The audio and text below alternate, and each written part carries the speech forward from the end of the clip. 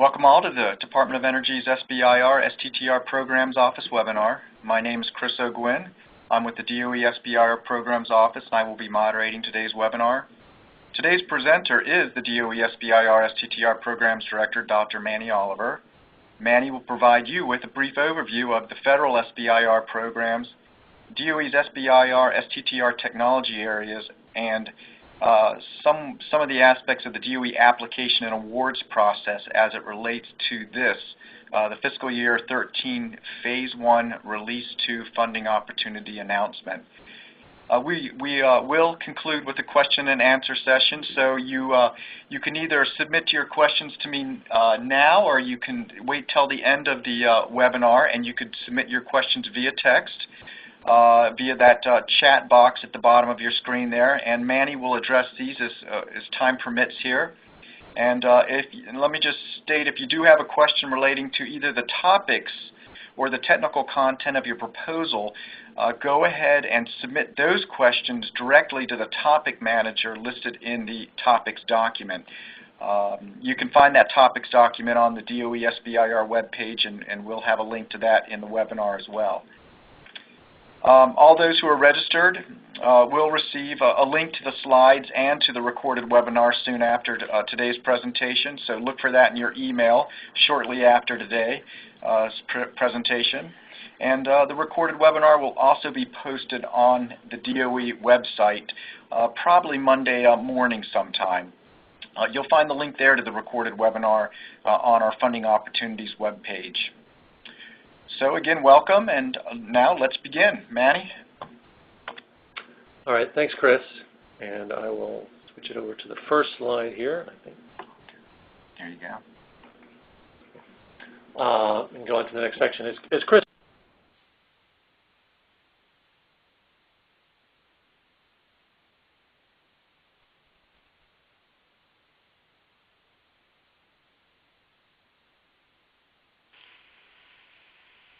Sir, your line may be muted. All right. I'm sorry. Apparently, we hit the mute button there, so I'm going to start again. As Chris mentioned, we have three parts of the presentation. First, relating to the overall federal SBIR STTR programs. So I have a short section on that. And then I'll talk about the topic areas that are funded by DOE. For its SBIR and STTR programs, and finally I'll talk more at length about the process for applying and getting grants through the program. So let me move on to the first section.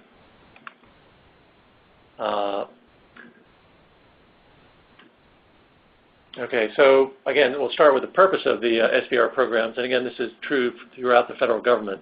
One of the things I want to point out today is I have a lot more content here than and again, the purpose of putting all the content here is if you want to come back and review this later, you can see it and won't have to listen to it verbally. But I'm just going to cover a lot of these topics, at a high level today, and you can dig back into some of the details later. So again, the original charter of the program really was to allow small businesses to provide a set-aside for small businesses where it was difficult for them to compete with universities and large corporations in getting government R&D funding. And so here are the original charter for the program. I think since it was created in the early 80s, the program has evolved and to have a greater emphasis on commercialization. I think in the earlier years, the program did fund things that would look a little more like basic science. But with the increasing emphasis on commercialization, most of the work today is in the area of applied R&D. And again, I think if you want to compare us to what's available in the private sector, we are really in the seed stage funding. So really taking something from concept, or idea to proof of concept and finally to prototype is what happens with the SBIR program. So our award sizes are probably more comparable to, say, angel investments or investments from VCs who participate in seed stage funding. We are different from the private sector in that we, each of the agencies has its R&D missions and, does take greater risk to support those missions. In terms of how the program is run, there is a central administrator, and that's the Small Business Administration. You may see things referred to as the policy directives and annual reports, and those are issued by the Small Business Administration. There are two programs, and they are separate programs with separate funding. The SBIR program, Small Business Innovation Research, was created earlier in 1983. There are 11 agencies that participate, and currently the way the programs are funded is as a percentage of the extramural R&D from each of the agencies. So currently in FY13, that's 2.7%. STTR, and again, the major difference with STTR is that it does require the small business to collaborate with a nonprofit research institution. And again, for this year, 0.35% of the agency's R&D budget goes to STTR program. I think we did receive a question in advance asking about, the relative amount of awards and funding, and those do follow these percentages. So again, you can see the SBIR is the much larger program of the two.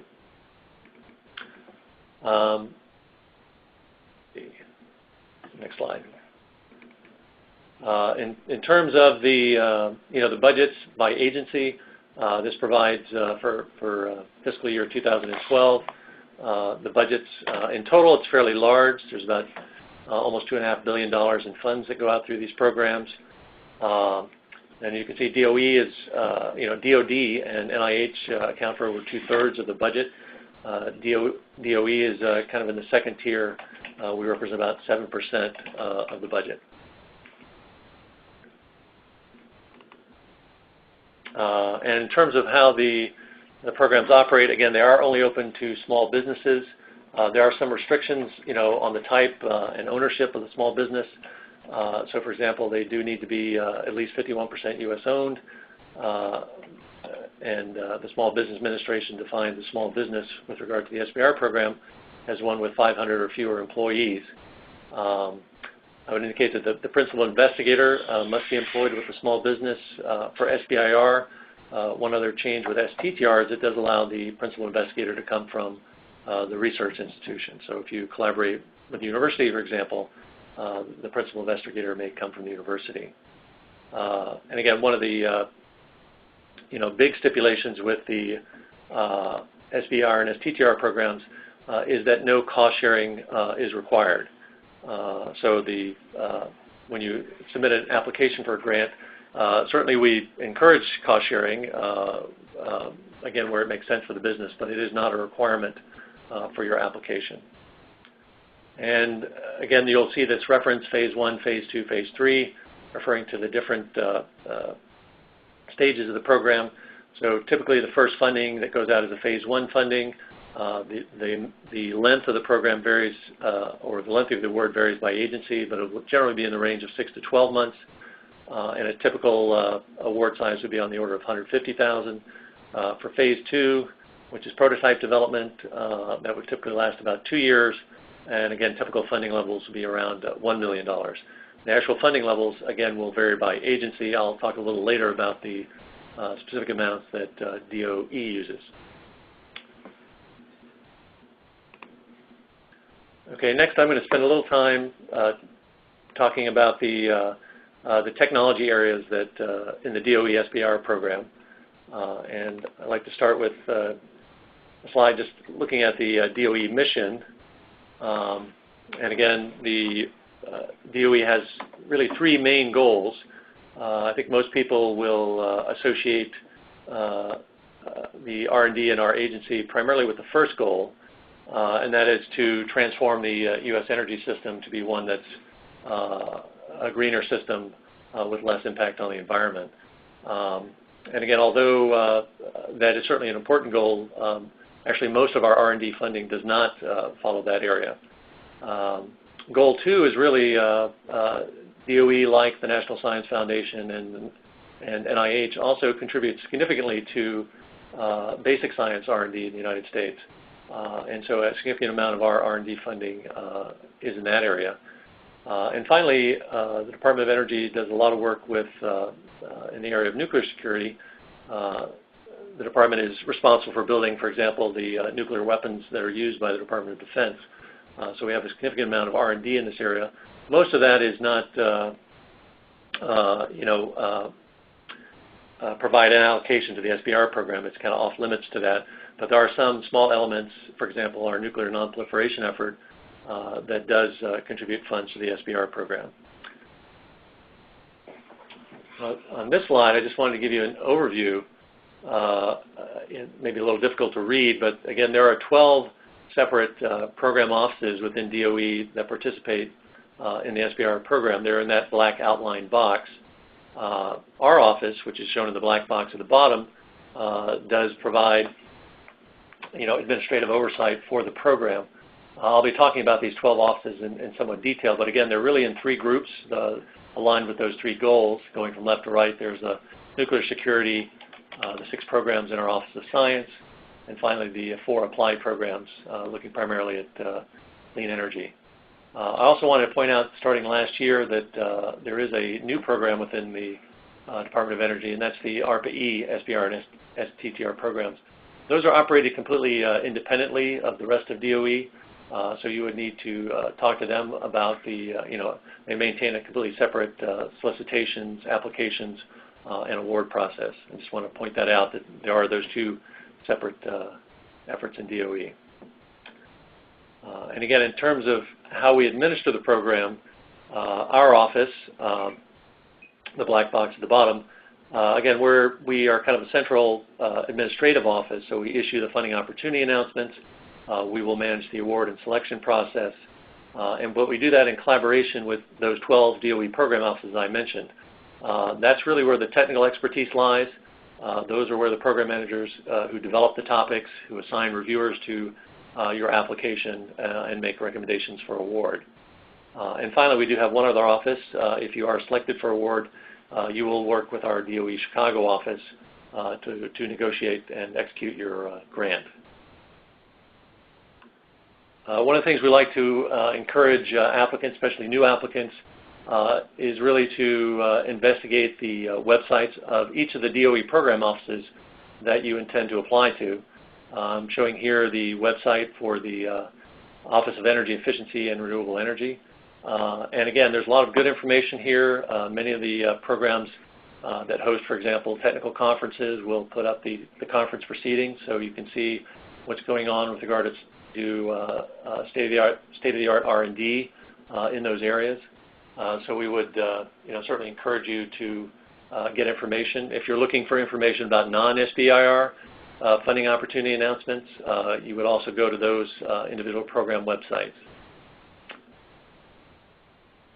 So again, referring to the sort of clean energy technology space, there are 4 different program offices. I'll just go through each of them briefly. And on the right side of the diagram are the kind of R&D topics that you would see out of these 4 offices. I point out each of these offices listed here. These are the links if you want to go to their websites. The first is the Office of Electricity Delivery and Energy Reliability. You can kind of think of them as the smart grid office. And they typically have topics in the area of grid-level energy storage, as well as power electronics and intelligence related to managing power on the grid. The second is the Office of Energy Efficiency and Renewable Energy. Again, this is one of our bigger offices. On the energy efficiency side, they look at improving efficiency in vehicles, buildings, and on the renewable side, funding a number of technologies: solar, water, wind, geothermal.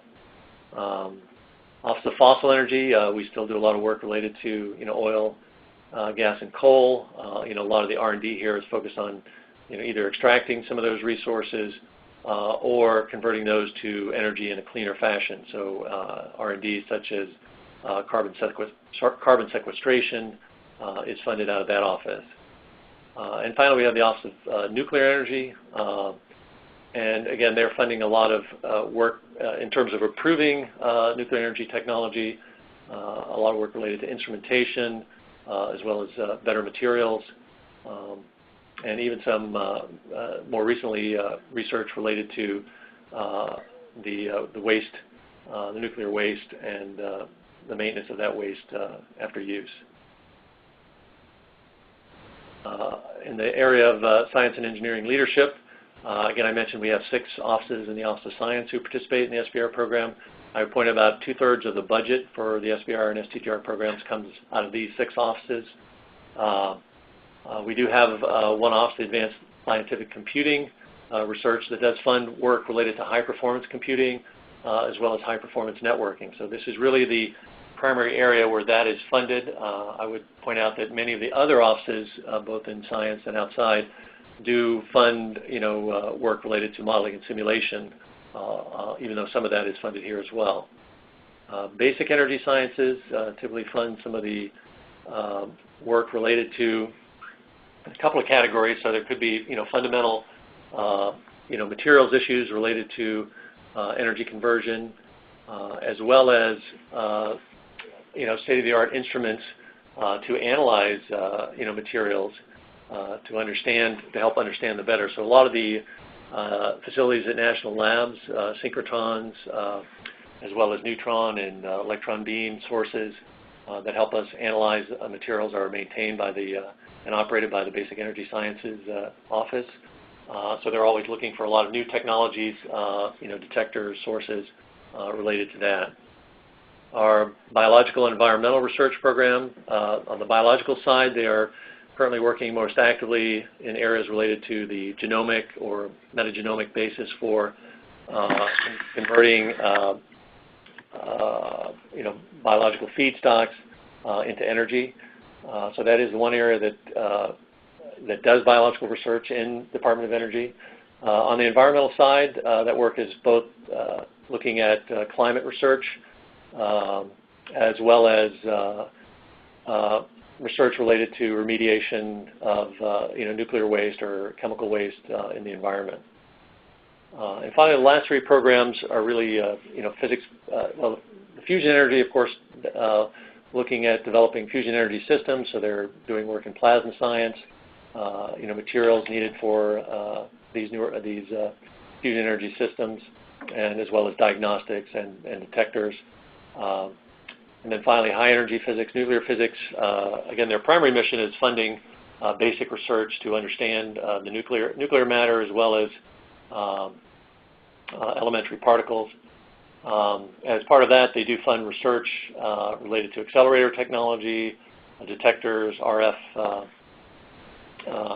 components, and systems associated with developing that equipment. And finally, really accounting for about 5% of our funding in the area of nuclear security, there are 2 offices, Defense Nuclear Nonproliferation, responsible to make sure that there is no illicit transport of nuclear materials. So they do a lot of work related to, again, detection, both of the materials and even, detonation of nuclear explosions. The Office of Environmental Management is responsible for cleaning up many of the sites where weapons have been developed over the years. Again, they're mostly focused on remediation and decommissioning of those sites, and they fund research related to that. Okay, and finally, in the last section here, I will talk about the application award process. I'll go through our timelines.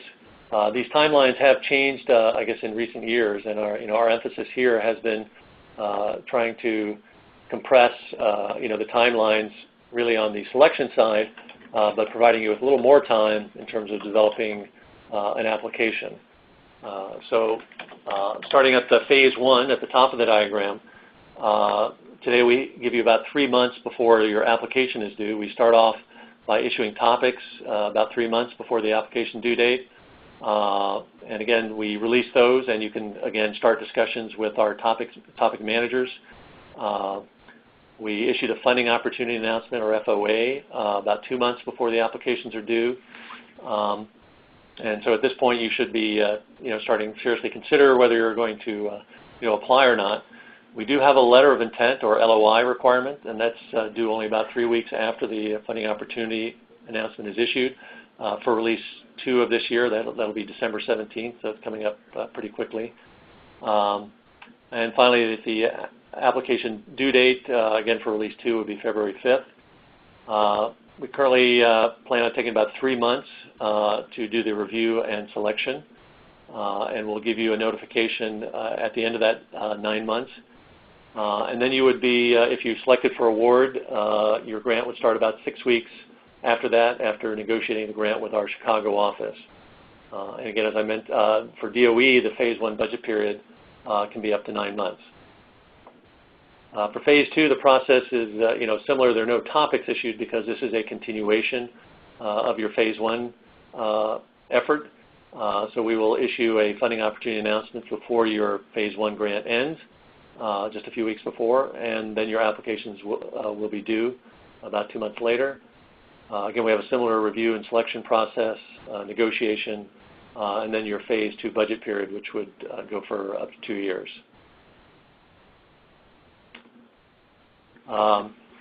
We currently issue 2 different, we refer to them as releases a year, so for Phase 1 and Phase 2. And we've listed here the different DOE program offices that participate in those releases.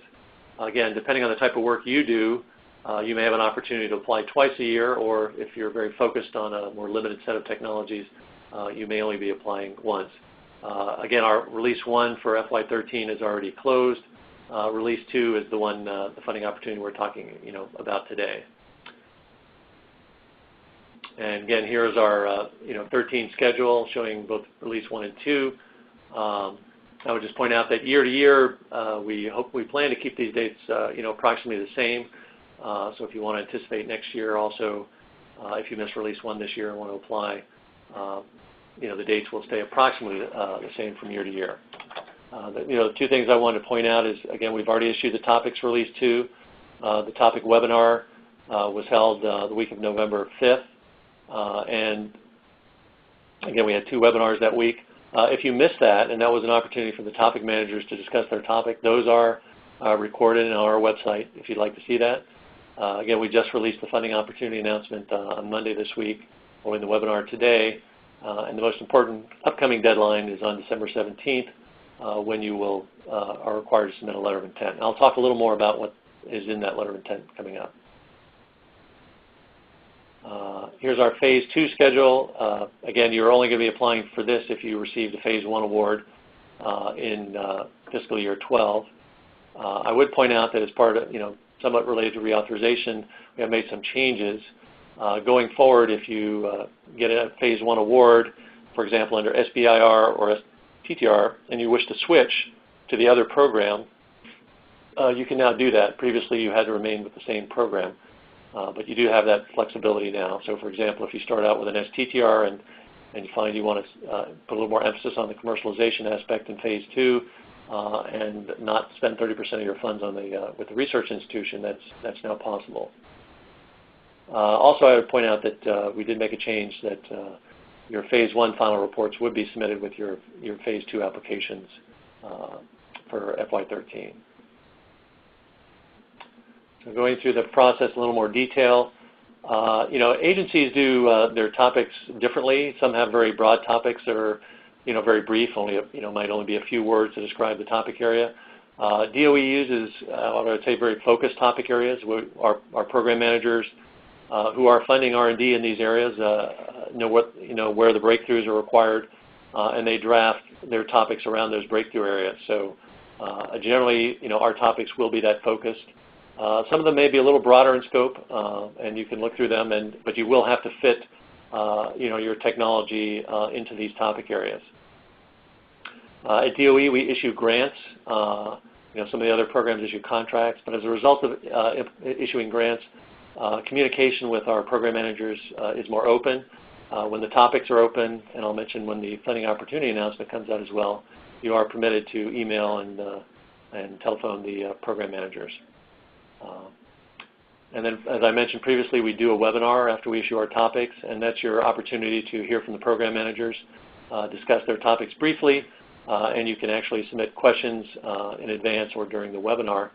I would point out that many of you may have questions where you don't want to divulge what you're working on publicly, so that may not be the best forum, and you can, of course, just use the email addresses in the topics document to submit your questions directly to the program manager.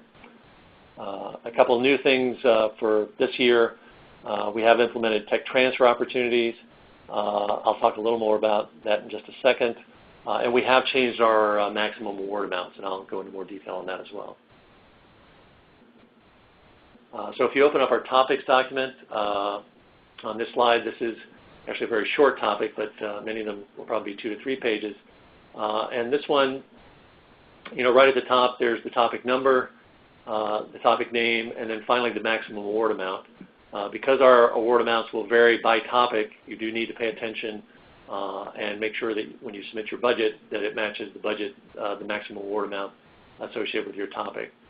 This one actually only has 2 subtopics, subtopic A, and most but not all of our topics will also have another subtopic. And the purpose of this is to sort of catch some out-of-the-box ideas. If your idea does not fit in a subtopic, but still fits in with the scope of the topic, so please read the section of the topic section. You can submit that under the other subtopic. And again, down below, I would say that we all typically provide references, not in all cases, of some recent publications that would help you catch up as to what's going on in the state of the art. We do get questions about the other subtopic, how many awards are made. I think for the last couple of years, about 9% of the awards have gone under the other subtopic. So it's not there. We do fund awards through the other subtopic. Here's an example of a tech transfer opportunity topic. There's really only one in Release 2, but I did want to point it out because it is very different. Again, as I mentioned before, our typical topic is the DOE program manager looking, defining a topic area in which they're looking for you to define breakthroughs. The tech transfer opportunity is very different. What's happened here is DOE has funded research at a national lab, and that research has resulted in intellectual property, either patent applications or patents at that national lab. And this is an opportunity to leverage that intellectual property to drive innovation. So we're not looking for your essentially new idea at this point. We're looking for you to submit a proposal that says, I can take advantage of this technology and commercialize it, and you would draft an application that addresses that. So there are 2 contacts provided in a tech transfer opportunity topic. The first one is a laboratory contact. So here, the contact information in this example from Savannah River National Lab. If you have any questions about the tech transfer opportunity, what are the patent or patent applications involved, how much research was done by the lab and what reports would be available to you, then you would contact the lab with those questions. Any more sort of general or overview questions you could direct to the DOE program manager. As I mentioned, we did have changed the maximum award amount starting with FY13. So we'll actually have 2 maximum award amounts. And just to make sure you know which one, each topic has the maximum award amount associated with it listed in the topic. So we have the first one there, the $150,000 Phase 1 and $1 million Phase 2 is sometimes referred to as the guideline amounts issued by the Small Business Administration. The second one is 50% higher than that, at $225K and the $1.5 million. And again, these are decided by the DOE program managers based on the type of R&D that they're looking for. There may be some exceptions where we do actually have even larger amounts. In Release 2, you'll only see these 2 amounts. In Release 1, we did have one that was larger than both of those.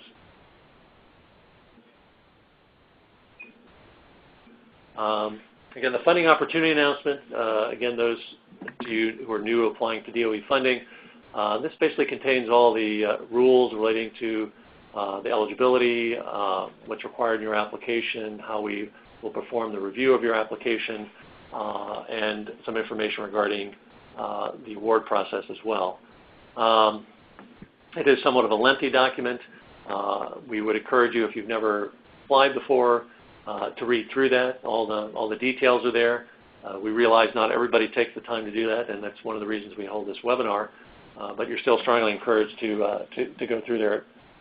And again, it does change year to year. So, and what we're trying to do with this webinar is highlight some of those changes.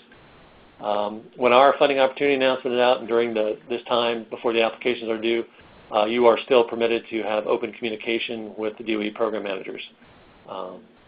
And again, finally, we typically have a webinar associated with each funding opportunity, like the one we're doing today. Again, the next step would be submitting a letter of intent. As to why we require a letter of intent, really the primary purpose is to allow our program managers to know the number and content of the applications they can expect. As soon as we get in the letters of intent, we will start assigning reviewers to those proposals. As a result of that, the most important part of your letter of intent really is, again, the topic and subtopic you're going to apply to and a technical abstract. What we're looking for you to do is provide enough information so that the DOE program manager understands the technology areas that you're working in so that they can assign suitable reviewers. So do provide that information. We also ask you to provide a list of collaborators, and the reason that collaborators are important is we don't want to assign reviewers from a collaborating institution. So if you're working with one of our national labs, we won't assign reviewers from that national lab. Again, and beyond that, we just need your contact information. Secondary purpose, and I think we get a lot of questions about this as well. Once we have your letter of intent and the program manager is reviewing it to assign reviewers, they will find some that appear to be non-responsive. And by non-responsive there, we typically mean that they've defined a certain topic area, and what you've submitted in their judgment is falling outside that topic area. Now, this is not a definitive assessment because you're only submitting an abstract. We won't make that assessment until you submit a full proposal. But we are trying to give you some feedback that if you appear to be outside the scope, so that you can, correct, and as you develop your full application, ensure that it does fall within the scope of the topic. If you receive this notification, it does not preclude you from submitting an application. You can still submit it. We're just trying to provide some guidance so that you pay close attention to what was asked for in the topic. I would also, tell you that if you appear to be responsive, we will not send you that response. We will only notify those who appear to be responsive. So once you submit we'll only notify if you're non-responsive. So if you don't hear feedback from your letter of intent, don't assume that we weren't interested in your application. Assume that we were, and go ahead and submit a full application. One of the things I do want to alert you to is we do have a limit of 10 letters of intent and therefore 10 applications per solicitation. And that's how we do the limits at DOE. I think we did receive questions in advance about, is there an annual limit? And again, we have no annual limits. We only do limits per each solicitation. And one of the other things that's new this year is that you will submit your letter of intent. For example, last year we allowed you just to email it to us, but now you'll actually put it right into our what's referred to as our Portfolio Analysis and Management System, or PAMS website. I've indicated the website here. I would encourage you to go to the funding opportunity announcement that provides more explicit directions on how to submit that. And again, this section is on the applications. I'll say a little bit about the resources available to you and the types of applications. And I'll talk specifically about our new fast track application. Probably the most important thing for people who have not applied for funding from the government before is that you must be aware that there are some registrations that you have to carry out. Applications for DOE and a few other agencies like NIH and Agriculture use grants.gov for folks to submit their applications. But there are three things you need to do. You need to obtain a DUNS number. That's from Dun & Bradstreet. You need to register with the System for Award Management. That's a federal government-wide system. Anybody applying to get funding from the government will need to do that. So those are the two things you need to do in advance of registering for grants.gov to submit your application. Now again, applications for Release 2 aren't due to the beginning of February, and some people tend to wait to the last minute to start this process, and I will just warn you that many of those folks don't end up submitting an application because they don't complete all these registrations in time. So even if you're just thinking about this or thinking about applying for the funding from the government in the future, there's no harm in just, for example, just getting your DUNS and SAM number right away. And again, we would encourage you also to do the registration with grants.gov now as opposed to when you're ready to submit the application. When you're filling out an application with grants.gov, you will actually just download what we refer to as an application package. It's actually a single PDF file which contains many documents, but you will just type a lot of the information directly into fields in that PDF and then submit that entire package. So the advantage of this is, versus say an online system, is that you can actually do it offline. You can just download the package and do that when you want. And then when you're finished with that, you would just upload the completed package into grants.gov. And the documents that you will need to do that is, again, our topics document, our funding opportunity announcement, and finally we do provide instructions on how to fill out a Phase 1 application. It goes into a little more detail, step-by-step instructions. So again, if you're very new to that, we would encourage you to look at that document. And that document is available on the DOE SBIR website. So again, the things that you will provide, and again, the most important is your project narrative. Again, I want to point out for FY13, we have imposed some limits on the page numbers and words for the project narrative. We found in the past that people were putting in lots and lots of material, things sometimes as long as 100 pages. That's not really necessary. I think you're really, you want to distill down your idea, and the plan that you have for executing it on, each of the phases into these kind of page limits. You also provide a budget and a budget justification, a list of your key personnel, and then the other important thing is you also provide commercialization plans. DOE requires that for both Phase 1 and Phase 2. I'd point out a Phase 1 commercialization plan can be very brief, only a couple pages. We do provide an example of what's included in that, again, on the link that's indicated on the web page. And again, that's fine.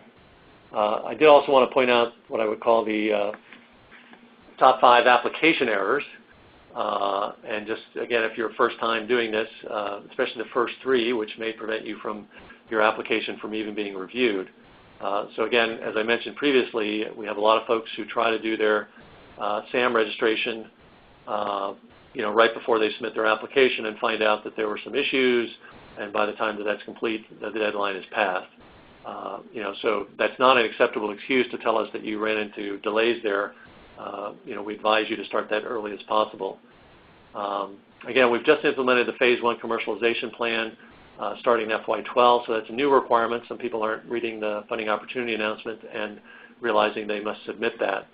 And particularly, you need to submit it in a certain field in the application, this field 12.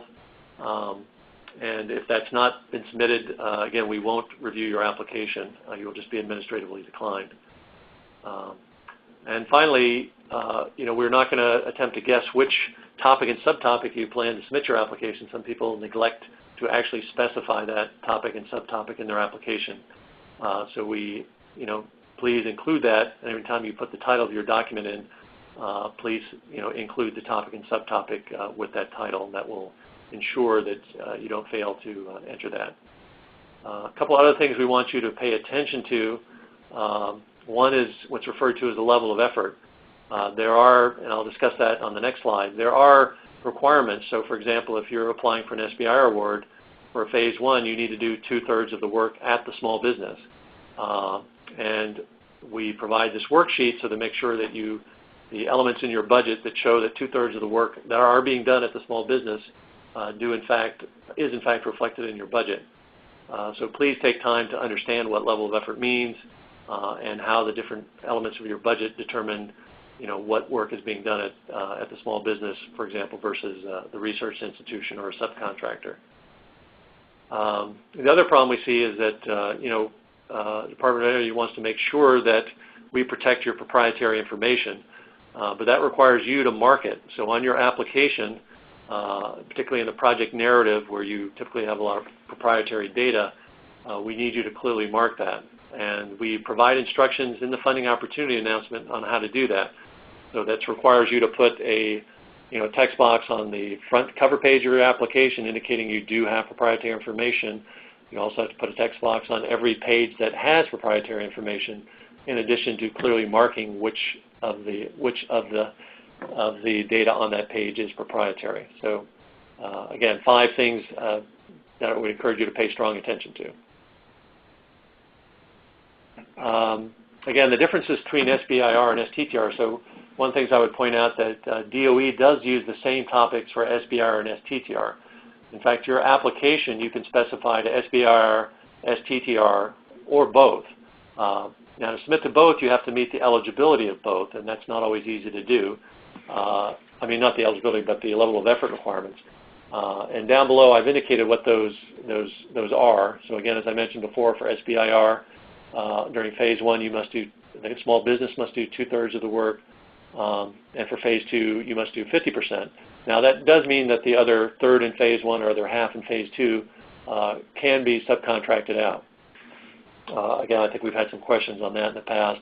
You know, working with even a large company, yes, you can have subcontracts out to a large business, for example, to collaborate with you on your work.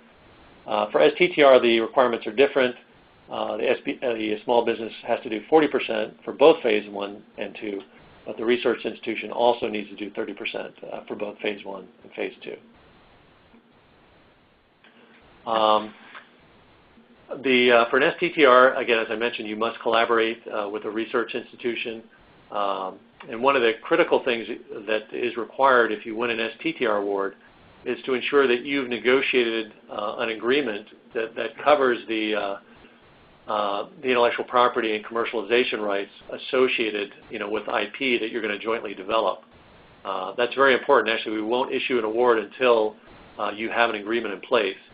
So if you're thinking of doing STTR, please, we do provide you with a model agreement. You can click on that link there to pull it up. That's also on our website. And, get that started early and make sure you know what that is so it doesn't delay your award. For SBIR, another new provision by reauthorization, in the past, if you wanted to work with a federal lab, you really could only do that under STTR where they were the research institution. For this year, you can actually subcontract to a federal lab, both a DOE national lab or any other federal lab, to be a subcontractor. And so that is new. In the past, you had to get a waiver from the Small Business Administration to do that, and that's no longer required. Another new item we have is something we refer to as fast-track applications. So, for example, for this funding opportunity announcement, you can submit either a phase 1 or a fast track. And a fast track really is a combined phase 1, phase 2 application. As I mentioned before, our phase 1s are 9 months, phase 2 is 24 months. So your budget period for a fast track will cover all of that, or 33 months. And similarly, your project narrative would also cover the whole period. Because this includes both phase 1 and phase 2, we ask you to include the more detailed phase 2 commercialization plan.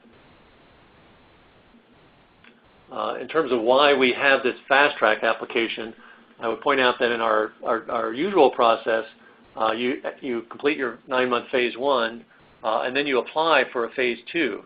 Now the time available for you to apply, for us to review it, and then for you to negotiate your award results in an approximately 5-month gap between phase 1 ending and phase 2 beginning. In order to eliminate that gap, we've used this fast track process. So at the end, toward the end of your phase 1, you would be submitting a continuation application to continue into phase 2, but there would be no funding gap in that case. I would point out, people do ask, well, how many fast tracks are going to be awarded? We've just started that this year, so we don't have any history on this to provide any guidance. We would point out that you do have to have a very compelling phase 1 and phase 2 application. In cases, for example, when you have very risky phase 1 research, so you're not sure what direction you're going to go in phase 2, that's probably not something you would want to submit as a fast track. Again, because of the requirement of a detailed phase 2 commercialization plan, also for folks who don't have that type of commercialization experience, you may not also want to submit to fast track. I would expect that, again, based on what we've seen from release 1, that it would be on the order of a few, maybe 5% of the awards might go out under fast track versus a normal phase 1. But again, we will really have to wait to see the quality and the number of applications that come in for release 2. As I mentioned, toward the end of your phase 1 budget period, at the 7th month, you would submit a continuation application, which would be reviewed, and if approved, you would start your phase 2 right at the beginning of the 9th month. You will also have during the phase 2 budget period, you would also submit a second continuation application to start the second year of your phase 2 budget period. Okay. And just some questions just to avoid folks making mistakes. So these are spelled out in the funding opportunity announcement, but no, you can't sort of hedge your bets and submit both a phase 1 and a fast track. You must pick one or the other. Those are reviewed independently, so we only allow one to be submitted. And as I mentioned, we won't be able to really provide you any guidance on the numbers just yet without any historical data. I will also point out that not all our topics will accept fast track applications. I would say for release 1, we had most of them do so. Release 2, most of the topics are not accepting fast track applications. So do pay attention to that. In some cases, we even have had topics where it's fast track only. So that will be stipulated right in the title of the application. So please review that. Now, once you submit your application, the review and selection process begins. We try to assign at least 3 technical reviewers to your phase 1 application and phase 2 application. For the phase 2, in addition, that phase 2 commercialization plan, which is a little more detailed, is sent out for external review to a private sector reviewer with experience in commercialization. Our review criteria, which are equally weighted, you get a lot of questions on what are you looking for in the application. So again, it's fairly straightforward. A third relates to really essentially the idea that you're proposing. Is it novel, compared to what we've seen in the state of the art, and is it compelling? The second one relates to the team that you've put together to execute the project. Even though one person may have the idea, we're still looking for you to put together the right group of people to execute both in the feasibility in phase 1 and the prototype in phase 2. So make sure you bring in, a solid team. You may want to collaborate, with a research university, a national lab, or another company to make sure you have all the right expertise in place to get the job done. And finally, the last third is on impact. So, that's really where we address, if you are successful, what is the impact, of this innovation. And again, in line with your authorization, we will notify of your decision, of a decision on your application within 90 days. And we do make reviewer comments available both to the awardees and those who are declined. In terms of who reviewers are for the Department of Energy, we do an external peer review. So we use about half of them are from DOE national labs. About a third from universities, and then the remainder from the private sector or other government labs. And again, here's our application award statistics. People want to know what their chances are. And so for phase 1 for last year, and these are statistics for releases combined for release 1 and 2 from last year. And again, so showing we received almost 2,000 applications and made about 250 phase 1 awards last year. And the pie chart shows that about 15% of those applications were awarded. I would also point out that another 15% were recommended for funding but declined. Again, we are limited in the amount of funds that we have. We do expend all the funds that are set aside for every year, or I'll try to obligate those funds every year.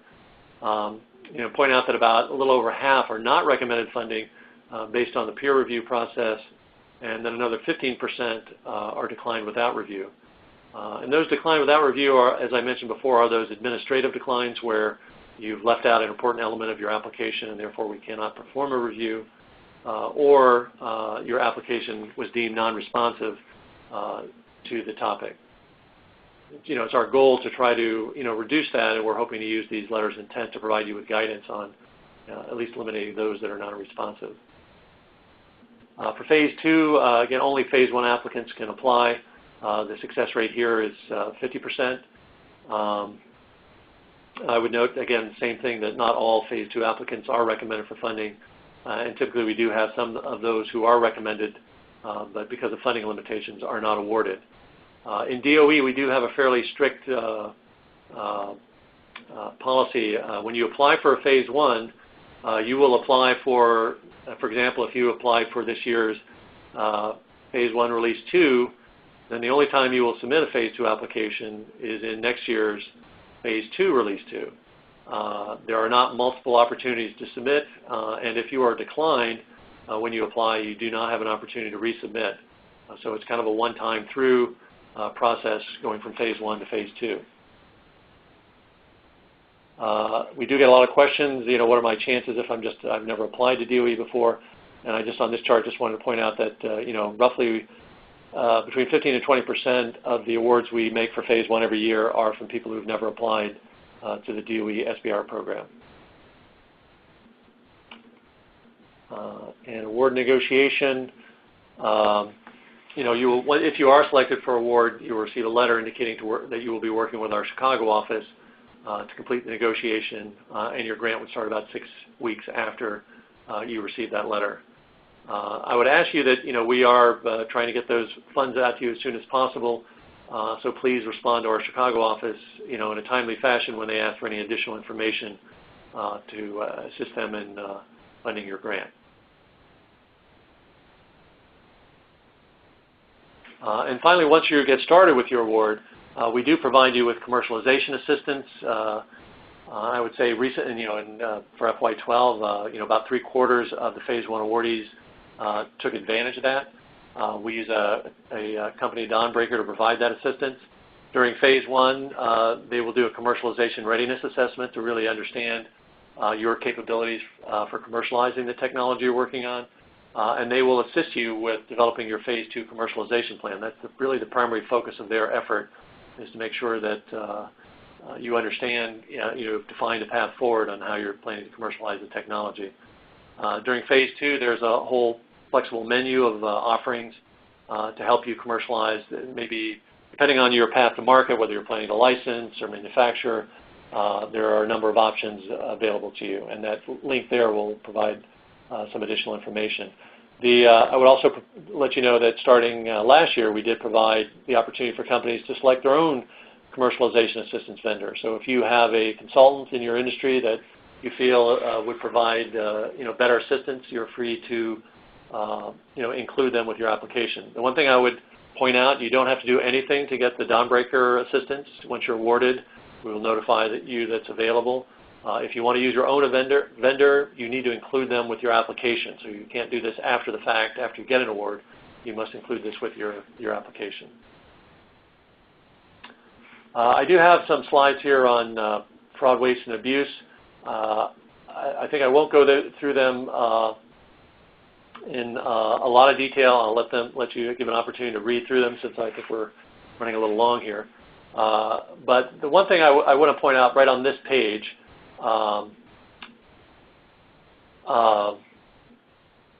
the most important thing you need to be aware of, again, this is for folks, I think in our opinion, most people have good intentions here, trying to do the right thing, but you may accidentally run into something, and that's, you can submit proposals for the same work to multiple agencies, but you need to let those agencies know that you've done that. So actually in your application form, if you submit an application, for example, to DOE and also to, for example, NSF, in your application you need to note that, and there's a place on the application form for you to indicate that yes, you have submitted a essentially similar application to another agency. And that allows us, when we make an award, to ensure that, oh, you didn't get both an award from NSF and DOE to do the same work. That will be considered fraudulent behavior. And the Inspector General from our agency and the other agencies, will be looking for that and will prosecute you if they find that. So I just want to make sure that, again, we believe that most of you have good intentions. Please be aware of the restrictions that, when you're working with the government, that you are not taking the same money, taking additional money really to do what appears to be the same work. And again, there are, you will be prosecuted if anything like that happens. We do have an example, in the case, and this was not a case of a duplicative, somebody accidentally getting caught. This was somebody who was intentionally fraudulent. But again, please be aware of, that there are people, the inspector generals in the government, whose job it is to, look out for that type of fraud and prosecute it. So I think I won't say anything more there. Just a little bit on resources. So, I see we have received a large number of questions during the presentation, and I received a large number before the presentation for those who submitted online.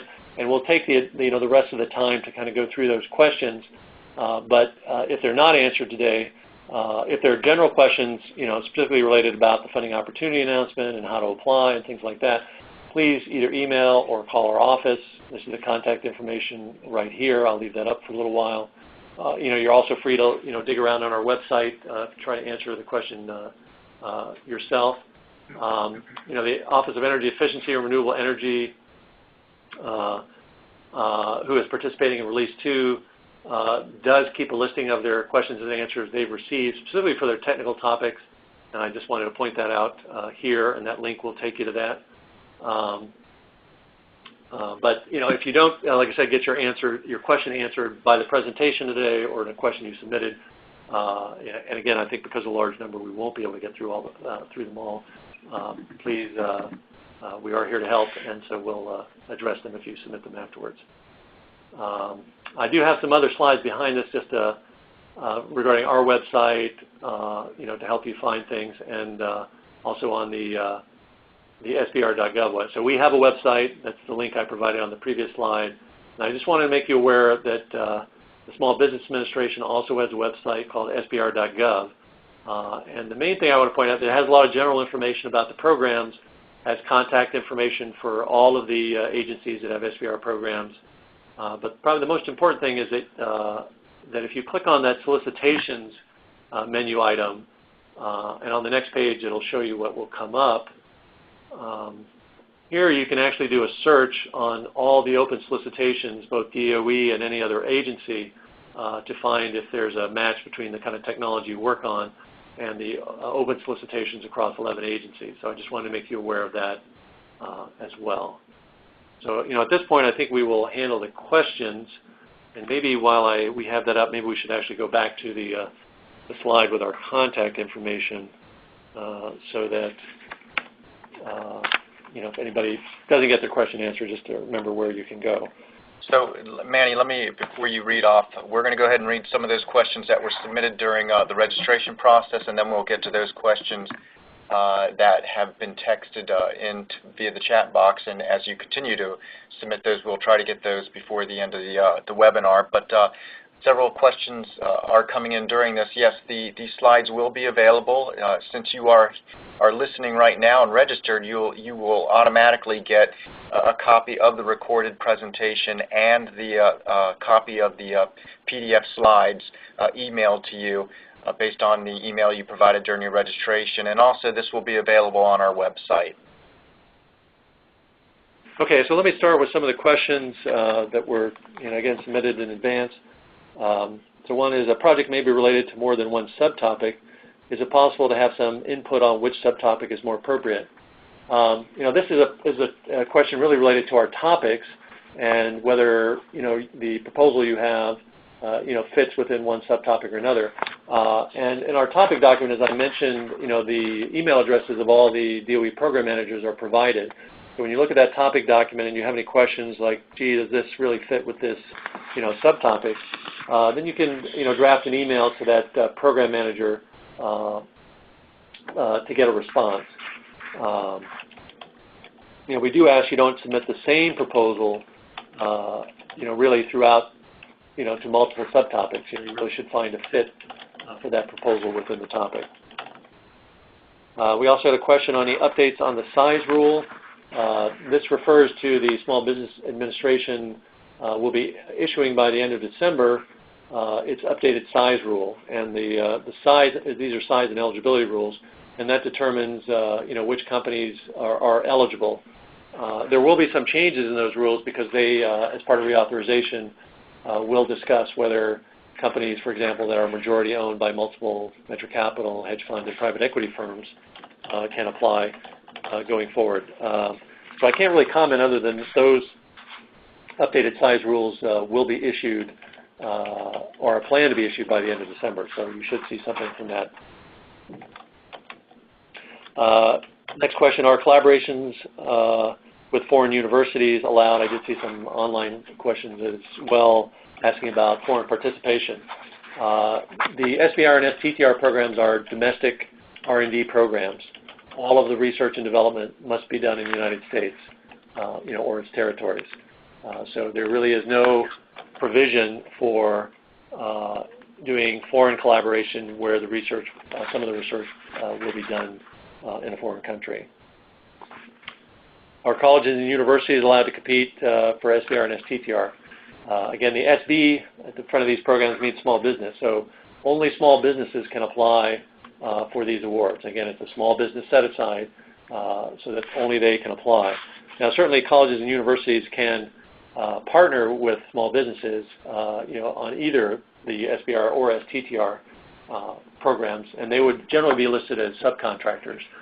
We do not make awards. We only make our awards to the small businesses. Any collaborations you have to be worked as a subcontract to you. Okay. We had one, are we required to contribute some percentage of matching funds? Again, there for the regular phase 1, phase 2, there are no matching fund requirements. Can a sole proprietor participate? Can only corporations participate? The way you've structured your small business is not a concern as long as you meet the eligibility requirements in terms of ownership and size. So you can be a sole proprietor, partnership, limited liability corporation, however you want to structure that.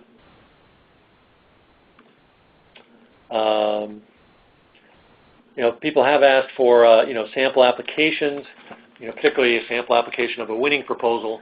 Unfortunately, we cannot really provide those applications. Again, just so that you know how we handle your application. If you submit an application to us, it is treated as certainly confidential, proprietary.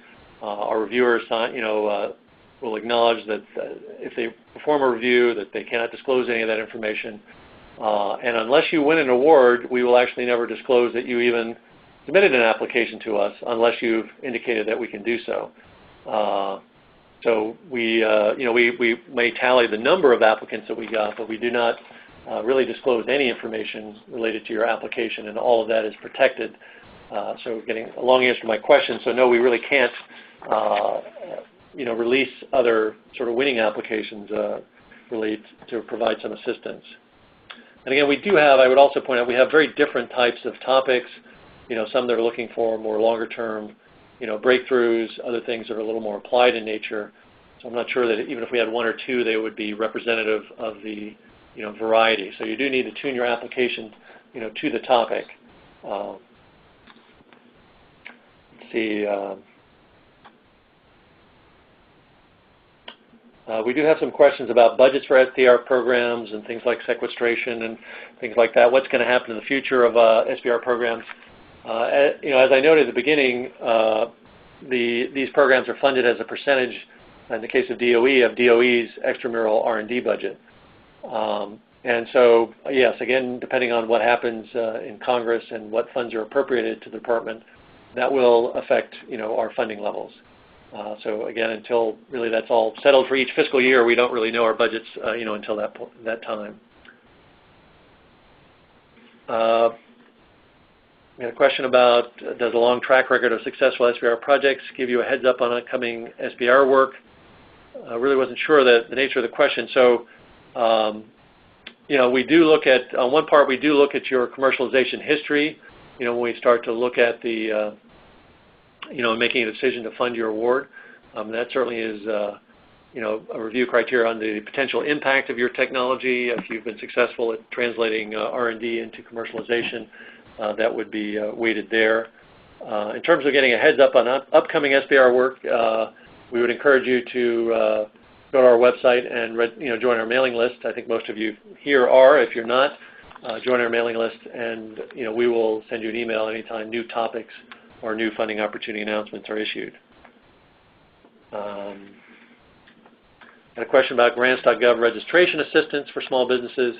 And again, you would normally go to grants.gov to receive that assistance. They have their own help desk to help you with working with grants.gov. Another question, how does one get a suggested topic in the topics document? So just to let you know, if a company actually had the ability to put in a topic, that would look a little unfair in terms of having a competition to award R&D funds. So we don't allow companies to submit topics. What we would encourage you to do if you're working in a particular R&D area, say for example you're working on fossil energy, and there's a topic that's close but not exactly what you're working on, but you think what you're working on is very relevant, fits within the mission of our Office of Fossil Energy, I would contact the topic manager in one of the topics that is close, explain what you're doing, see if they would accept it under their other subtopic if it's close. And if not, certainly the topic manager can consider that when they develop their topics for the next funding opportunity announcement. So that's really your best means of providing input, into how the Department of Energy selects its topics. I had a question on funding levels for TTR versus SBIR. And again, the funding amounts are really the same. They only vary by topic. I had a question here relating to, when applying for funding, what if you already have a working prototype or in the development stage? Again, as I pointed out at the very beginning, the SBIR program is targeted at really early stage R&D, really moving it from idea, through feasibility, through prototype. If you've already gone through those stages, then really you've passed the point of really applying for SBIR. We really don't fund, through phase one, which is the point where you come in, assistance in, commercializing research. And we also do not fund demonstration projects. I got a question. I'm nearly ready to submit my letter of intent. Will I get an earlier reply regarding responsiveness than if I wait till the due date? And unfortunately there, just with all the other work in our office, we're still working on release one. The answer is no. So there's no added benefit. We certainly would encourage you, especially if you haven't registered on PANS yet, to go ahead and submit your letter of intent.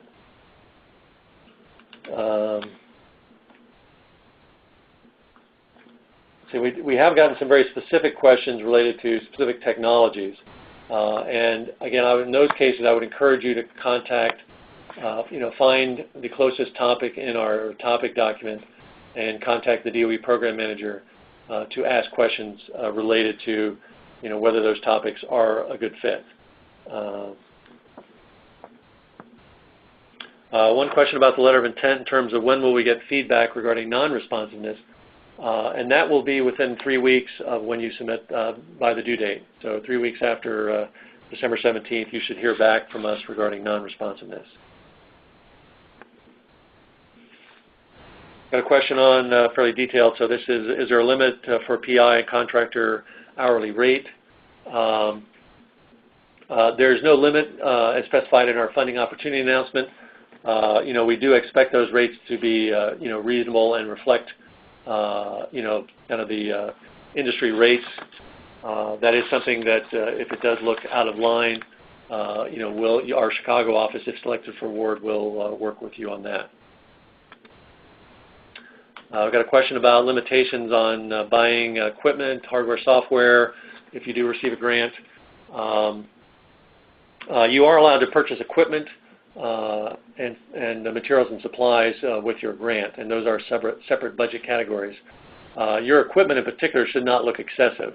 Again, for a $150,000 grant, certainly things in the 10% range or below are probably very acceptable. When you start to get much larger, it really needs to be very justified. We would rarely, I think, would never see anything where the equipment budget is a large fraction of the total funding budget. That type of very large equipment, you should probably be collaborating with somebody to get access to that type of equipment. Let's see. Yeah, we got a question about the SBA policy directive and its implementation. Policy directive provides, again, general guidance to the federal agencies and even small businesses on the operation of the SBR and STTR programs. The Small Business Administration issued the policy directives in August, on August 6th. It went out for public comment. The public comment period is closed. They do anticipate revising the policy directive based on the public comment. I don't have any dates from that. I would expect the revised policy directives perhaps to be issued, toward the end of the first quarter of next year or early second quarter.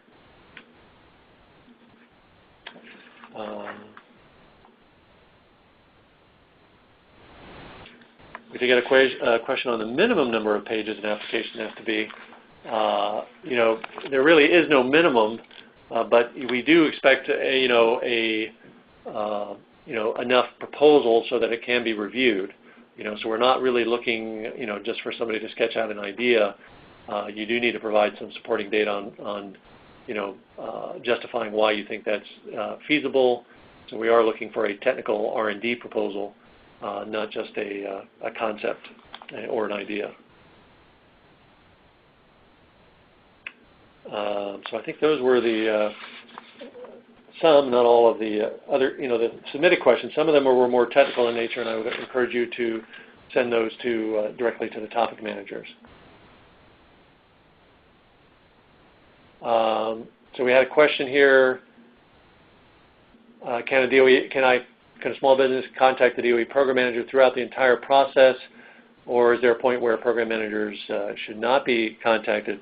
But again, up until the time you submit your application, that's fine to talk to DOE program managers. After you've submitted your application, again, certainly once we've begun the review and selection process, you really should not have any communication with the program manager regarding your application. So another question regarding partnering with a Canadian company in regard to conducting field testing in Canada. Again, going back to my earlier comment, the work needs to be domestic. Now, there are exceptions. We have made, some exceptions in the past, for example, where somebody needed to use a nuclear reactor to do an experiment, and the only reactor in the world that was capable of doing that was in Canada. And so we do make exceptions, but they need to be justified. It cannot be just a matter of convenience. It has to be a very unique situation. We got another question on partnering with a large U.S. company. Yeah, there are no restrictions on who you partner with regard to whether your partners are universities, small business, other small businesses, large businesses, as long as you meet the level of effort requirement. Your partners can also be non-U.S. companies, provided that in terms of their ownership, provided that the work is done, here in the United States. We got another question related to the type of corporation you're going to form if you're just starting up and applying for an SBIR. So there are two things here. So one, when you submit an application, at that point you don't have to meet the eligibility requirements. So for example, let's say you're working in a large corporation and you have an idea and you want to use that idea to start a small company. You can submit the idea in the application. You would submit it as a small business, but the small business does not have to be formed and until the time of award. As I mentioned, that's typically about 6 weeks after you're notified of the award. So there is time to do all of that. And, again, one of the purposes of the SBR and STTR programs is to encourage small business formation. So you can do that. Again, we got a question, is non-responsiveness on the letter of intent based solely on the technical concept, or are the technical business qualifications of the team considered? At the LOI stage, we're really primarily looking at the technical fit of the proposal with the topic area. again, you're not submitting the qualifications of your team. So you're not submitting a document indicating the qualifications of the principal investigator and key members of the research team. We will only see that during the proposal. So the LOI, we're really just looking at the fit with the topic. All right, we've got some very specific questions here on limitations on overhead and general administrative cost. This is kind of a very important area in the sense that we do have a lot of problems when we have, particularly startup companies, try to negotiate their awards, and the principals of the companies are typically technical folks and not people with business backgrounds. So generally, your overhead rates, you would fall into one of two categories. If you've worked with the government before and if you've gotten a number of awards, you've probably been audited by an organization referred to as DCAA, and they would have audited you and provided you with your overhead rates, your indirect cost rates, let me put it that way. And so you would normally submit those with your application. If you are unsure, or for example, you're a completely new business, you have no history on all that, and you're not sure how to do all that, we do put out a document. We do provide a document on the model for indirect rates. So if you're unfamiliar with that, you do need to educate yourself about that, and you do need to properly justify your indirect rates. We do run into problems with small businesses just throwing anything down, and then when it comes time to negotiate their award, they need to adjust those rates, and when they adjust those rates, they realize that they can't put the same number of PI hours or can't justify all the materials or equipment they wanted to provide, and ends up really dramatically impacting your whole proposal. We're not really looking for those kind of impacts to happen once you've been selected for award, because it may actually, in fact, jeopardize whether that should go forward if there have been dramatic changes to your budget. So do put in some time for those of you who are new to creating a small business. You do need to read about that. We are trying to work in the future to create some recorded webinars to educate you in those areas. But I think there are plenty of books available and probably even some web-related resources in this area. And we will be providing some of those resources in the future. We got a question here. Sometimes program managers are busy, so program managers do not reply or email. What should we do? And that's a good question. Again, most of the program managers in the Department of Energy aren't working exclusively on SBIR. They're managing the other 97% of their funds, and often out of the office at conferences and so on. And a lot of you are looking for a very quick turn because it may affect your application. So one of the reasons we provide that feedback on the letter of intent, that idea that it's not responsive, so what we advise you to do is go ahead and submit the letter of intent. Describe your project on the letter of intent. When the program manager does begin assigning reviewers, he will at that point provide us with feedback on the ones that appear to be non-responsive. So at that point you will also get the feedback even if you are unable to contact the program manager prior to submitting your letter of intent. We got a question here, can you skip phase 1 and go to phase 2? And the answer to that is no, not in DOE. There was a provision of reauthorization that allowed just a few of the agencies to pilot programs in that area, but by statute, only phase 1 awardees can apply for phase 2. It is a phased program. Another question here, if we're still working out the bugs in our prototype, can we still apply for phase 1? Yeah, and again, this notion of going through feasibility through prototype, is kind of a general overview. R&D is not always so cut and dried as to what is feasibility and what is prototype. You're still often working on feasibility aspects, even in important elements of your prototype. So there is no hard line. If you're really in this early stage R&D, yes, you may have already done some work. You may have done some modeling and simulation. You may have done some experiments or even built some preliminary proof of concepts. That's all fine. You're still eligible to apply for SBIR and STTR. Are there sample letter of intent available? Actually, no, we don't have that, but if we go back to the slide we presented, it'll probably far back we couldn't get to it. It really is that straightforward. There's not a lot of content. Actually, if you go in and register in PAMS and submit the letter of intent, most of the information in the letter of intent, or let's see, we'll find it. It's right there. Oops, past it, I think. Letter 26.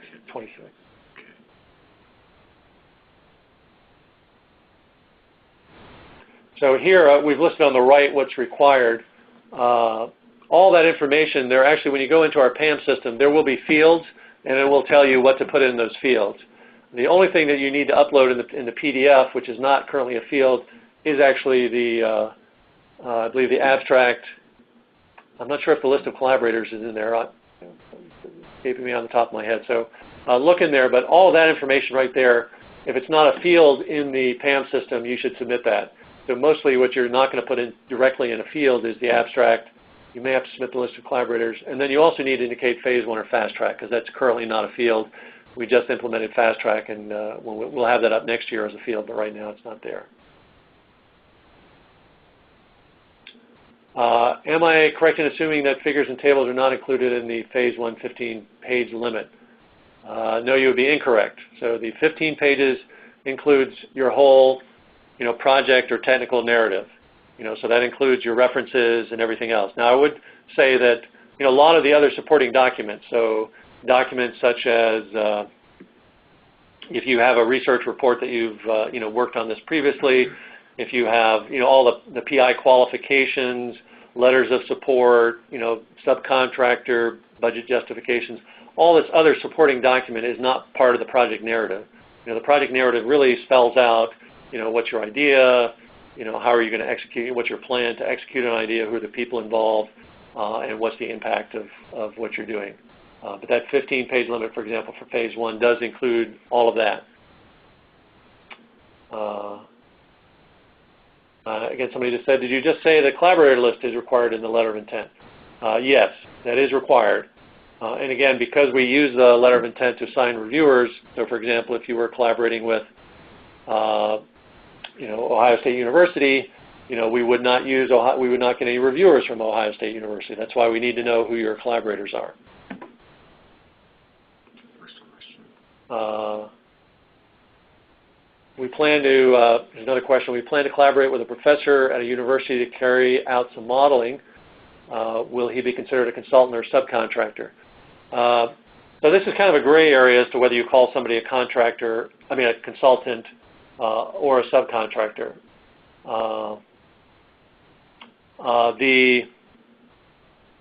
Generally, if somebody is performing a large fraction of the R&D or a significant fraction of the R&D, they will be a subcontractor. With a subcontractor, you have to provide a letter of commitment from the subcontractor. You have to supply a separate budget for the subcontractor and a justification for that budget.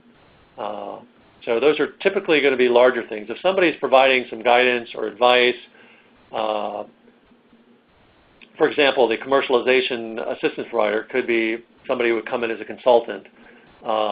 Again, for a consultant, you only need to provide a letter of commitment from the consultant, and that letter of commitment would reflect the amounts that are in your that you've provided in your budget. But you do not need to provide a separate budget from a consultant or a separate budget justification. We got another question here. Is there a significant difference in the approval percentage when a consultant is used to complete the application? That really is not something that we flag in the or mark in the in the application, and therefore is not considered in the review process. Can a small business use a foreign supplier for some of its projects? So, for example, if they use software program for a significant portion of the analysis that was developed by a foreign country, would this disqualify them? No. Again, the domestic work, the R&D must be completed here. So if you buy materials and supplies or equipment that is foreign, I think you are certainly encouraged to use domestic sources where available, but that does not disqualify you from applying for the grant. Another question here. Oops, sorry. So we have a few questions here. Let's see. No cost sharing required. The PI can do any amount of the work. Yeah, we do actually currently have a minimum amount of work that the principal investigator must do. And then for phase 1, that's 3 hours a week on average. Doesn't have to be every week.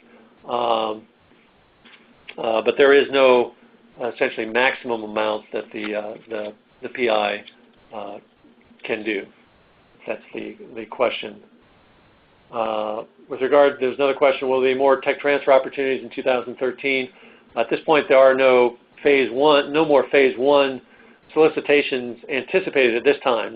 Things may change if something happens with final appropriations, that might change, but at this time, there's no plan to issue any more phase 1 funding opportunity announcements, and therefore no more TTOs.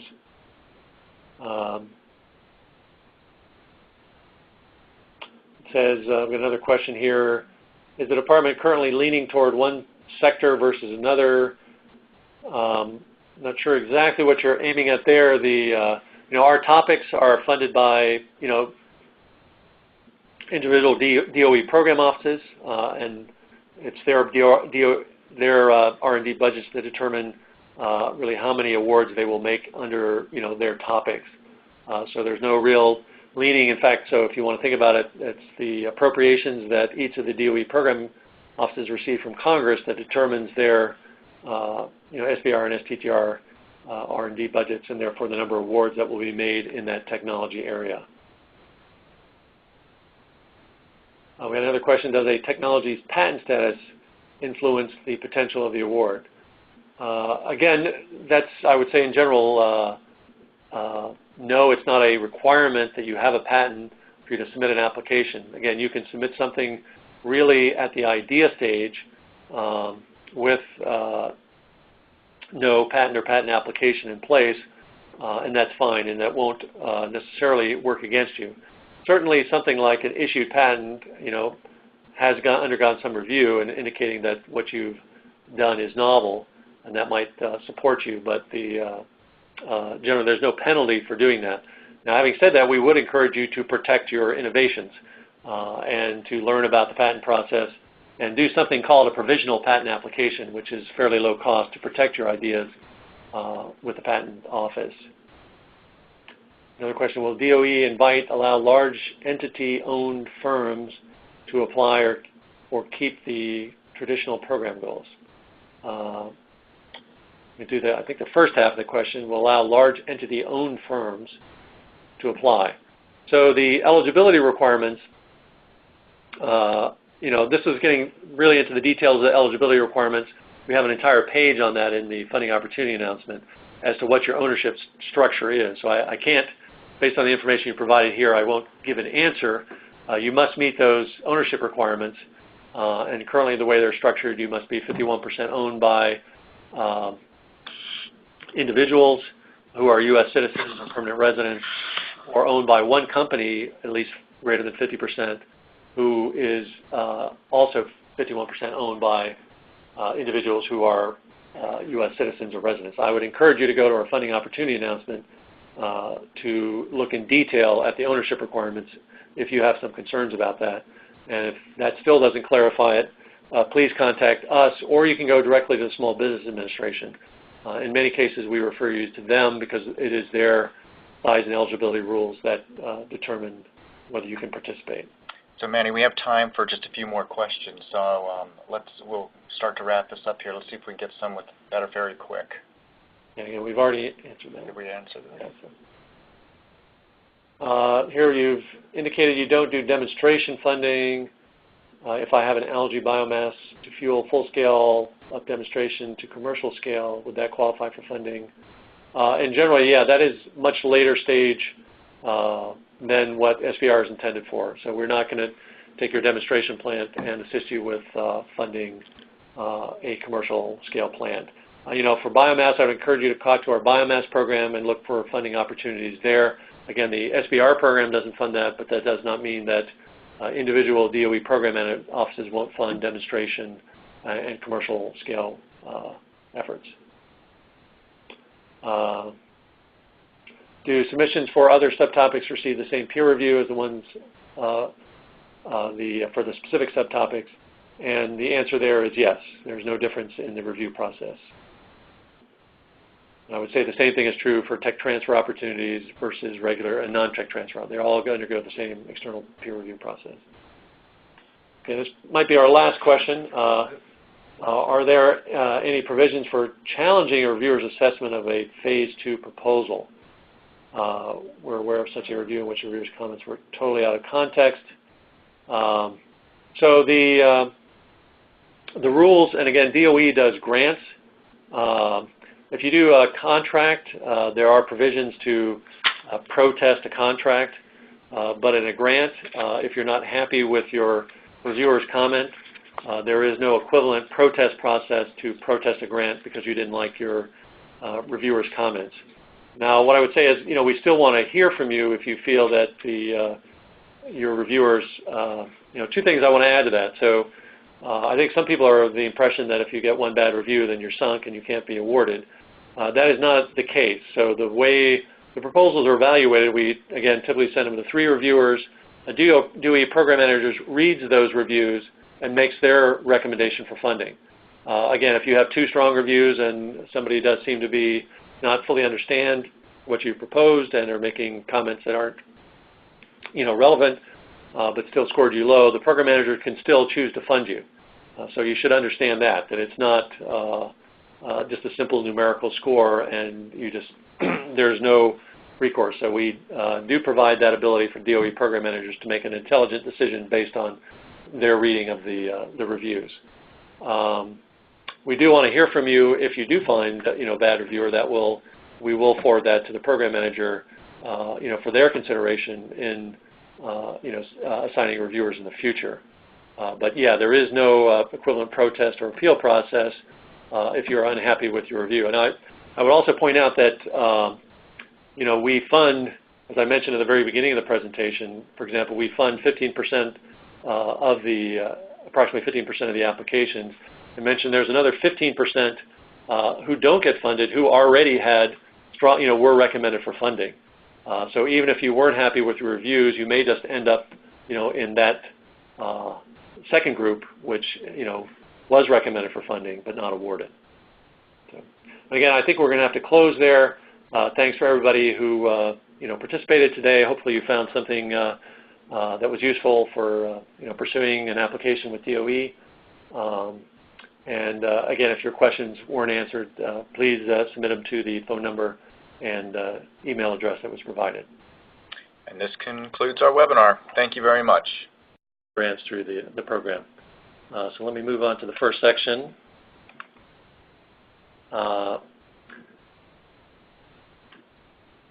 Okay, so again, we'll start with the purpose of the SBIR programs, and again, this is true throughout the federal government.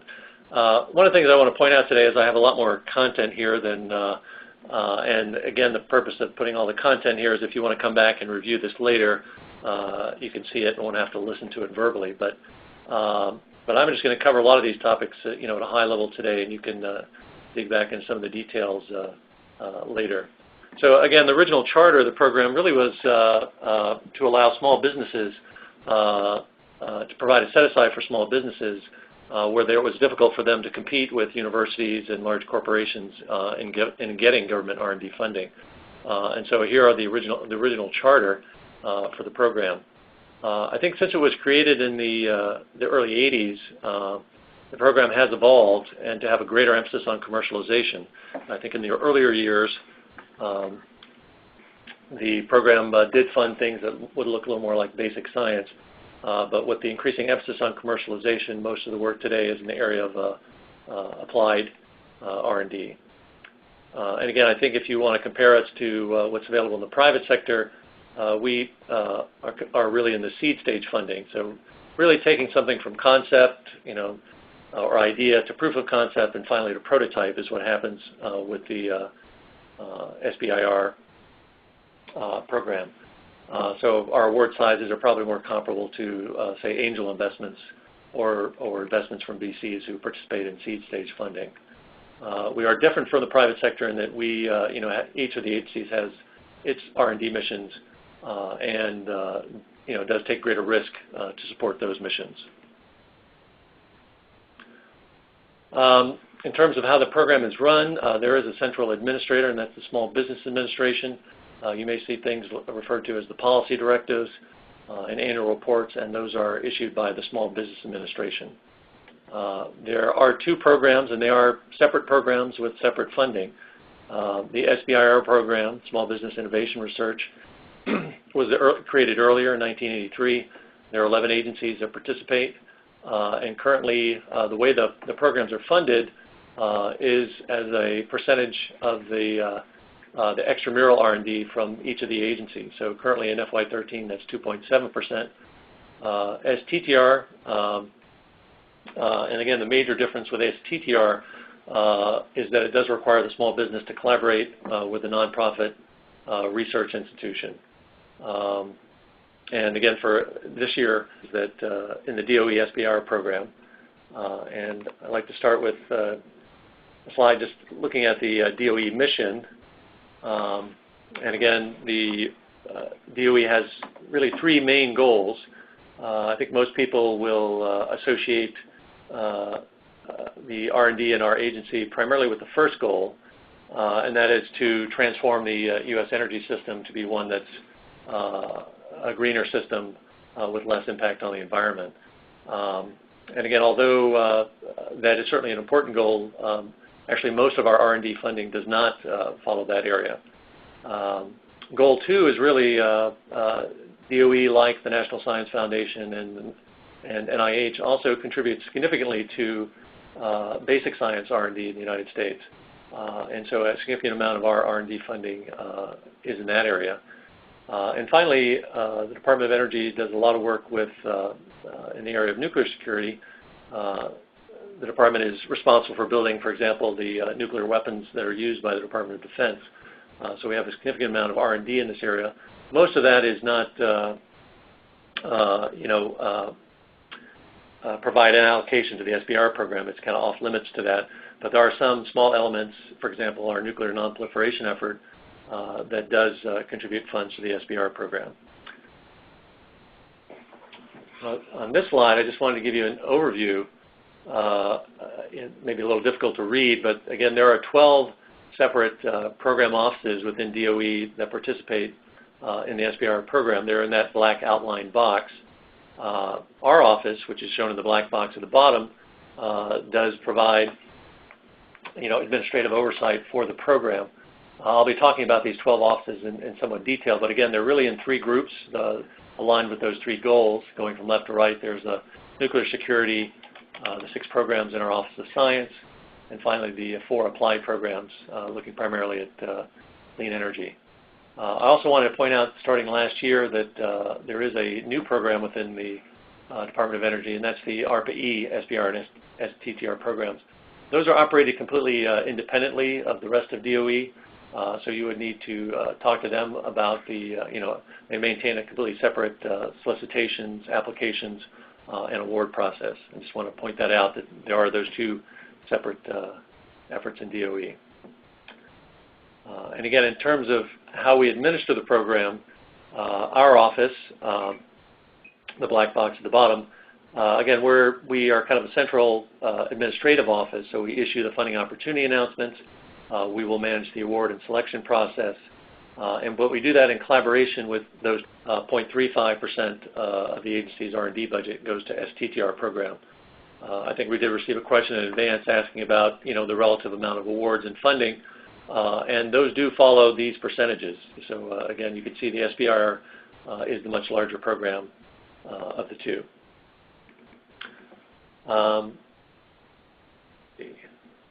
Next slide. In terms of the the budgets by agency, this provides for fiscal year 2012. The budgets in total, it's fairly large. There's about almost $2.5 billion in funds that go out through these programs. And you can see DOE is, DOD and NIH account for over 2/3 of the budget. DOE is kind of in the second tier. We represent about 7% of the budget. And in terms of how the programs operate, again, they are only open to small businesses. There are some restrictions, on the type and ownership of the small business. So for example, they do need to be at least 51% U.S. owned, and the Small Business Administration defines a small business with regard to the SBIR program as one with 500 or fewer employees. I would indicate that the principal investigator must be employed with a small business for SBIR. One other change with STTR is it does allow the principal investigator to come from the research institution. So if you collaborate with the university, for example, the principal investigator may come from the university. And again, one of the big stipulations with the SBIR and STTR programs is that no cost sharing is required. So when you submit an application for a grant, certainly we encourage cost sharing, again, where it makes sense for the business, but it is not a requirement for your application. And again, you'll see this reference phase 1, phase 2, phase 3, referring to the different stages of the program. So typically the first funding that goes out is a phase 1 funding. The length of the program varies, or the length of the award varies by agency, but it will generally be in the range of 6 to 12 months. And a typical award size would be on the order of $150,000. For phase 2, which is prototype development, that would typically last about 2 years. And again, typical funding levels will be around $1 million. The actual funding levels, again, will vary by agency. I'll talk a little later about the specific amounts that DOE uses. Okay, next I'm going to spend a little time talking about the technology area, 12 DOE program offices I mentioned. That's really where the technical expertise lies. Those are where the program managers who develop the topics, who assign reviewers to your application and make recommendations for award.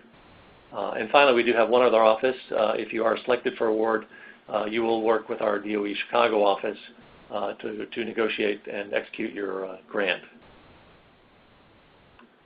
One of the things we like to encourage applicants, especially new applicants, is really to investigate the websites of each of the DOE program offices that you intend to apply to. I'm showing here the website for the Office of Energy Efficiency and Renewable Energy. And again, there's a lot of good information here. Many of the programs that host, for example, technical conferences will put up the conference proceedings, so you can see what's going on with regard to state-of-the-art R&D in those areas.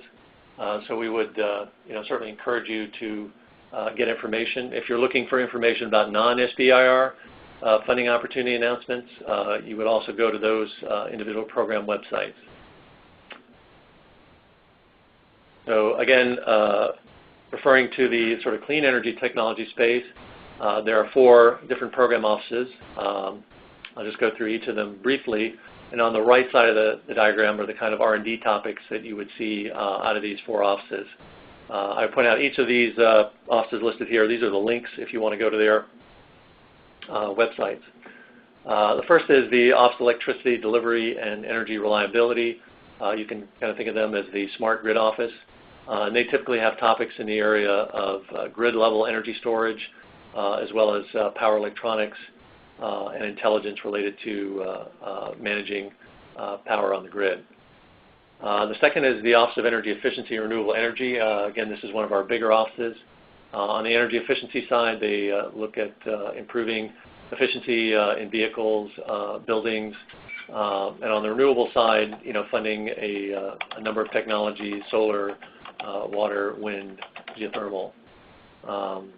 Office of Fossil Energy, we still do a lot of work related to oil, gas, and coal. A lot of the R&D here is focused on either extracting some of those resources or converting those to energy in a cleaner fashion. So R&D such as carbon sequestration is funded out of that office.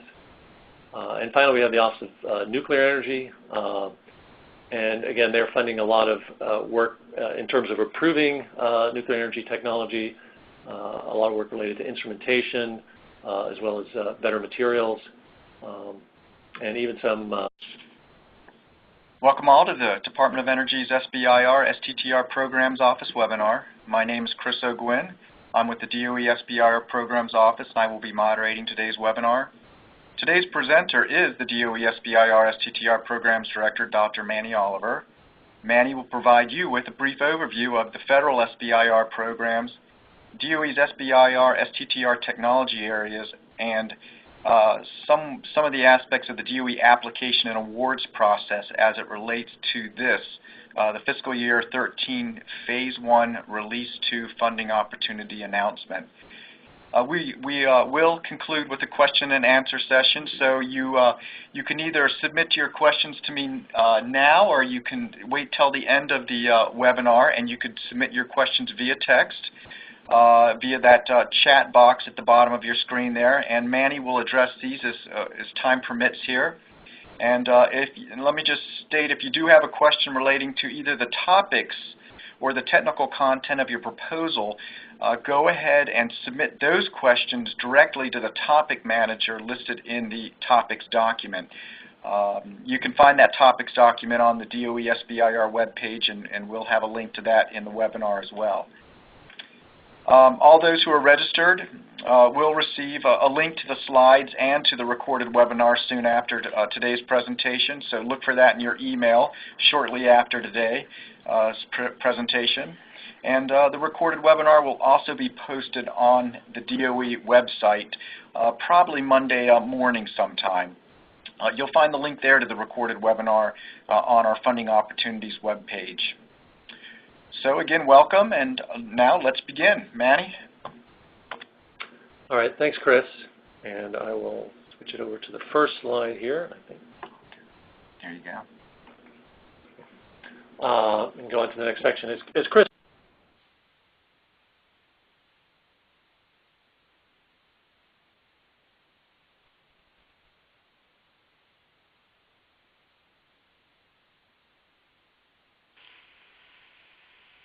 Sir, your line may be muted. All right. I'm sorry. Apparently, we hit the mute button there, so I'm going to start again. As Chris mentioned, we have three parts of the presentation. First, relating to the overall federal SBIR STTR programs. So I have a short section on that. And then I'll talk about the topic areas that are funded by DOE for its SBIR and STTR programs. And finally, I'll talk more at length about the process for applying and getting